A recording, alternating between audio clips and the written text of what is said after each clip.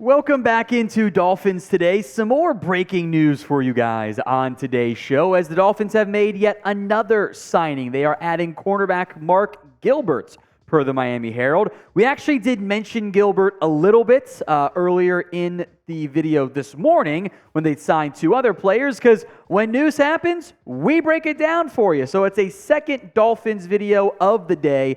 Make sure you guys are subscribed so you don't miss out on anything. We have you covered with all the latest and greatest Dolphins news, rumors, training camp coverage. We did a video on the two signings earlier today. Now we're doing one on the addition of Mark Gilbert. That is the breaking news of the hour, according to the Miami Herald. Gilbert signing with the Miami Dolphins after he led the USFL in picks this past year. He had a couple different visits/workouts.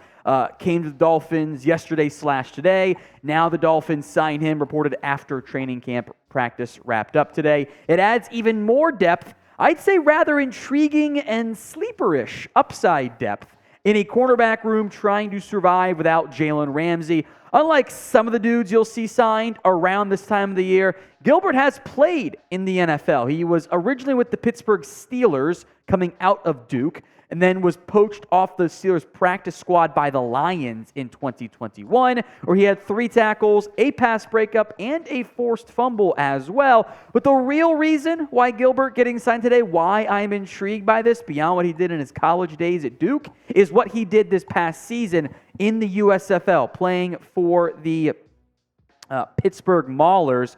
32 tackles, okay, whatever, it's a cornerback, they're not supposed to tackle that well. 2 TFLs, that's fine. 4 interceptions. Doesn't sound like a lot, but remember USFL, smaller seasons, actually led the league in interceptions in the regular season and broke up 15 passes.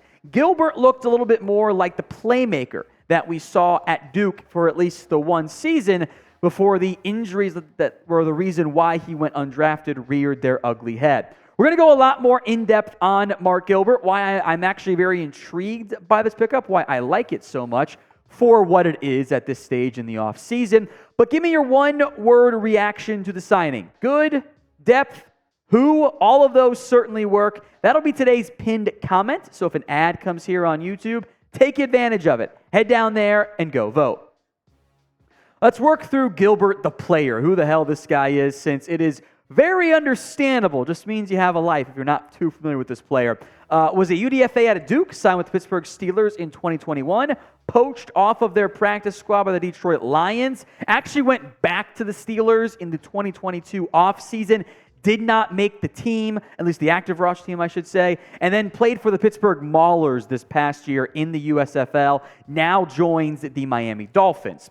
Gilbert's a very interesting player because of the one brilliant season we saw out of him when he was healthy. The injuries were a massive problem for him. He played in just 2 games in 2020, did pick off a pass in one of those games, missed all of 2019 and the majority of the 2018 campaign, playing in just 2 games there. But it was the 2017 season. He played a little bit in 2016 as a freshman, but 2017, his second year playing at Duke. 13 games played, more than the other 4 seasons combined, 6 interceptions, and 15 pass breakups. Gilbert legitimately looked like he was trending towards being a top 15 pick before the hip injury and more sidelined him for the vast majority of his remaining collegiate career. Some pros and cons. I went back and looked because I always keep them public and I save them. All of my NFL draft scouting reports that I do, which are riddled with typos and errors because I'm not publishing it, it's all for me, so it's okay if it's full of fragments and sentences because I'm never going to publish it. I'm way too mean sometimes. There's a note on a player who I wrote in my notes, very short notes, didn't spend much time on him, reminds me of Kevin Hogan. He also sucked. That was the gist of my note. And I was right on the player, to be clear. Anyway, pros and cons of Mark Gilbert. He's got the ball hawk ability and playmaking ball skills that I always value in a corner. That 2017 season legitimately looked like he's going to be a top 50 pick. He was awesome. He's a smart football player, very intelligent. Did go to Duke after all, and was really good when he was healthy. He's just never been healthy. A massive injury history. Over the final 3 years in college that he spent, 105 snaps. I think that LSU Texas A&M 7 overtime game had 105 snaps for their defensive backs alone. So that shows you how little he actually played. The size and agility are not the best. Gilbert is just over 6 foot. It's not bad. 186, a little bit skinny. 31.25-inch arms, so not the longest guy from that perspective. 7'1" 3-cone wasn't the greatest either. But the reason why he went undrafted was because of the medical. That was a huge reason why he fell and why most people didn't give him high grades. He is a little bit older, by the way, too. Suffered a dislocated left hip September 2018 that required 2 surgeries and sidelined him for most of 2018 and all of the 2019, so it was worse than 2, his hip injury. Underwent surgery to remove a loose bone fragment in his right foot in September 2020. Remember, he only played 2 games that season. Indiana did have a 7th/UDFA grade on him. Again, injuries really dragged him down because he just didn't know if he was ever going to get healthy again. My number 41st ranked corner outside the top 270. Again, injuries really dragged that down. But in an August, back of the roster signing, I am very intrigued by this. So grade the signing for me. Still more to come, by the way. A, B, C, D, or F. Get those votes in for me in the comments section. How do you feel about this pickup for the Miami Dolphins? I'm actually going to give it an A. I like this move a lot with what the Dolphins have been able to do here to acquire Gilbert. This is a low-risk, high-upside bet. It's somewhere in the range of, you're not paying him very much money. You're going to see what can happen, see if he can make the practice squad, probably more so than the active roster. But he had a great USFL season. You saw, Cavani Turpin was a Pro Bowler. Probably shouldn't have been for the Cowboys, but he was a USFL to NFL player. Also a fun fact that I'm sure you will hear plenty of in the coming days and weeks and preseason games. He is the cousin of Darrelle Revis, by the way. So fun timing there for Revis and for Gilbert.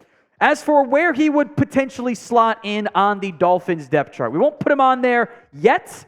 Maybe we'll put him in the also category here, just because it's not, the transaction should be processed here in about 30 minutes, assuming the Dolphins got it in at the proper timing from that perspective. But for now, since he'll need some ramp-up time, etc., we'll probably put him in the also category. I don't think he's going to be able to make this Dolphins active roster. It's probably asking for too much out of him, but I wouldn't rule him out as a practice squad candidate. Or maybe he really impresses in the preseason and he earns an active roster spot. Either way, I am looking forward to seeing what Gilbert can do in the Dolphins preseason. Tight time for him to turn around and play in the first game, but probably doable for a corner. You're not like you're running your most complicated coverage coverages in the third and fourth quarters. You're just going to do simple zones and just maybe the occasional man match. That's about it. We will watch him in the preseason game. Make sure you guys are subscribed for that week 1 watch party as well.